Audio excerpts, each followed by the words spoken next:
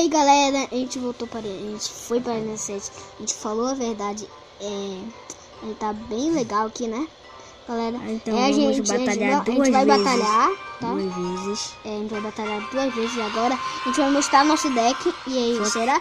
E você, se você der um like, vai aparecer um baú lendário pra gente. Se você der um like, vai aparecer um baú lendário. Só como vai fazer pra ele ler a carta? Tô tentando. Eu tava vendo a carta. Aí, né, a gente ganhou o cemitério, mano. A gente ganhou o cemitério, é sério. A gente ganhou uma carta lendária. Arena assim. A gente ganhou o cemitério. O cemitério é muito bom. A gente ganhou o cemitério, carta lendária.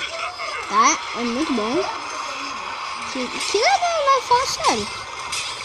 Gente, se você dar o like, a gente vai ganhar mais uma carta lendária. E falando sério, a gente tem um Lava Round e o cemitério lendário, tá bom? Tem 2 lendárias. A gente ganhou o Lava Round um baú mágico. E ganhou o cemitério um baú grátis. Grátis, mano, que beleza. Agora estamos aqui com o jogo, né? Então vamos lá. Eu lançou um príncipe, o cara é chato. Aqui eu lançou uma flecha. Só uma príncipe boa. Se vocês lançarem um montão de like e se inscreverem no canal, a gente vai ganhar mais um cemitério. A gente vai poder passar de nível pro cemitério. E ainda, se vocês... É tudo com vocês. Se vocês falarem muda de deck, a gente muda de deck. Se vocês fizerem qualquer desafio pra gente, a gente faz. E como tipo, faz um desafio só de carta fraquinha. A gente faz, mano. A gente não tá nem a spin de troféu. E eu que...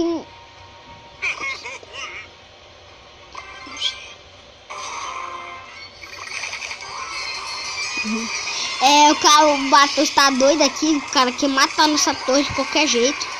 Tá, galera? Então vamos lá, né? Não mata a barba de elixir. Boa. Agora tudo isso vai matar a torre dele.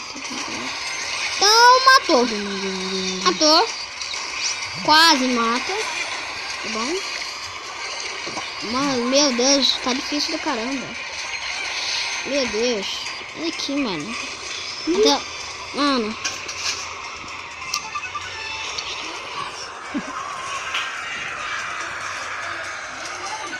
Ó, matei o MC. Venceu, galera.